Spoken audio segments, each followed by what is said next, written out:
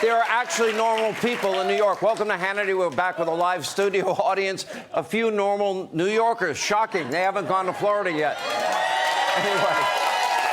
All right, tonight we begin with good news. Your fearless Vice President, Kamala Harris, is back from Europe, and she's feeling very inspired. We're going to play her visionary remarks.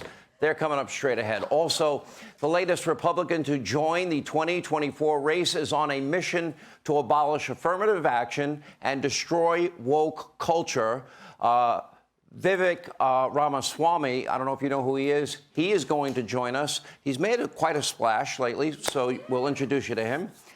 First 3 weeks now after the disaster in East Palestine in Ohio, and 1 day after a visit from former President Donald Trump, America's, right? He was the first one to go. America's underqualified Transportation Secretary, Pothole Pete, finally made a trip over to Ohio. But he was definitely not thrilled to be there, as he looked miserable the entire time. He was dodging and ducking questions all day, refused to take any responsibility for anything. In fact, he all but blamed a vast right-wing conspiracy for his bad press that he's been receiving, even faulting the Trump administration for the train wreck. And according to Pothole Pete, his only mistake was he didn't tweet about the crisis sooner. Maybe you should have been dealing with the crisis and a chemical burn that was killing fish and wildlife and injuring human beings. That would have been the smart thing to do. Now, apparently, America's current transportation secretary is clearly not responsible for America's transportation. Take a look. The American public doesn't seem to be very confident in your ability to do your job. Will you be resigning anytime soon? I'm not here for politics. I'm here to make sure the community can get what they need. Will you apologize? I want to be Will you apologize for the response? For the slow response, taking your Probably time? one of the big things. What do you say to residents who say you're too little too late? I say that we're with residents right now. Mr. Secretary. We're going to be here before, as we were in the first hour. What I tried to do was balance two things. My desire to be involved and engaged and on the ground, which is how I am generally wired to act, and my desire to follow the norm of transportation secretaries. Follow the norm. Don't show up and don't care. Is that the norm? Now, other than deflecting criticism, Pothole Pete didn't have much to offer. Meanwhile, his very own press secretary was even less forthcoming with information. Actually, she was demanding that members of the press turn off their cameras before they would ask any questions. Take a look at this. I would like you guys to turn your cameras off. You're not on my camera. Well, I'm on a camera. I would like your cameras to be off, and then I'm happy to talk to you guys. Well, if you're the press secretary of the Secretary of the Department of Transportation, don't you think you should be able to ask questions from the American public that you serve? Absolutely. I would like to do it without the camera on. Can I ask why? I think that is a little bit aggressive. Can I ask what the secretary is going to do with the picture of Jenny Terror? He took her the other day when she was asking a question in Washington, D.C. I'm happy to answer your questions. I would like you guys to not have your cameras on. I had my camera up a minute ago. If I turn it off, You all have your cameras on. I can see them. From the most transparent administration they promised in history. Okay, let's get this straight. The Biden administration totally ignored what was the controlled toxic chemical burn in East Palestine for weeks. They looked the other way as local fish and animals were dying. They didn't seem to care that people were getting sick or that streams and creeks had a metallic sheen to them. They even refused to deploy FEMA assistance until they were shamed into doing so.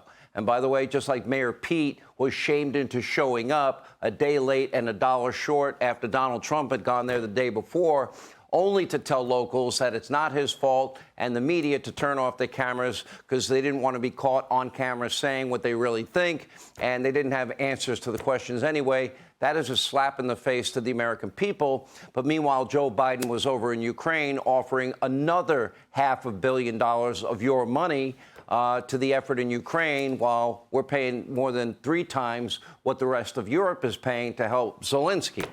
Now, from potholes to train wrecks, Mayor Pete, like most of the Biden administration, they've kind of failed their way up, if you will, in the worst possible way. Now, if he had any honor, any decency, he would resign. If Joe Biden wanted somebody competent, it's not Mayor Pete. They should let somebody that is competent run the Department of Transportation. Sadly, that won't happen, and Pothole Pete feels entitled to this very important job, and we see what happens when you don't have the right person leading the way. By the way, he could care less about the people of East Palestine. I know it, you know it, the rest of East Palestine knows it. And by the way, we do not have any clue what the long-term impacts will be. Anyway, our own Sarah Carter, she has been on the ground from the very beginning. Investigative reporter, she was there earlier. Take a look. Was it kind of frustrating that the Secretary of Transportation, Pete Buttigieg, came down, but he came at 8 o'clock in the morning? Did you even have an opportunity to see him or ask him a question? No. He came after Trump came in, and I would like to keep this not political, but I feel like that's the only reason he showed up is for political purposes. How did you feel today about Secretary Buttigieg's visit, and considering it's been 3 weeks since the incident? I actually was not here for it, but I think that they have not done enough for us. The people in this town deserve a lot better. What goes through your mind when something like that occurs? Like when you just realize it's been 3 weeks since the incident, and now someone shows up? It's very discouraging because you really want someone to be able to come down, and even though we're a very small town or a village now, it makes you feel like we're not worth anything to anybody. So Pete Buttigieg shows up this morning very early. Who is Pete Buttigieg? Really, seriously. Do you see him as the secretary? I'm glad he was here on not his private time. Because yesterday he was on his private time and couldn't be interviewed. That was great. Who's Pete Buttigieg? Anyway, I seriously doubt that Pete will return to East Palestine anytime soon, and it is very unlikely his boss, Joe Biden, will ever make the trip. Middle-class Joe doesn't seem to give a rip about the middle class, never has, never will. And by the way, it's not in Delaware. He rarely leaves Delaware. Hey, Sean Hannity here. Hey, click here to subscribe to Fox News YouTube page and catch our hottest interviews and most compelling analysis. You will not get it anywhere else.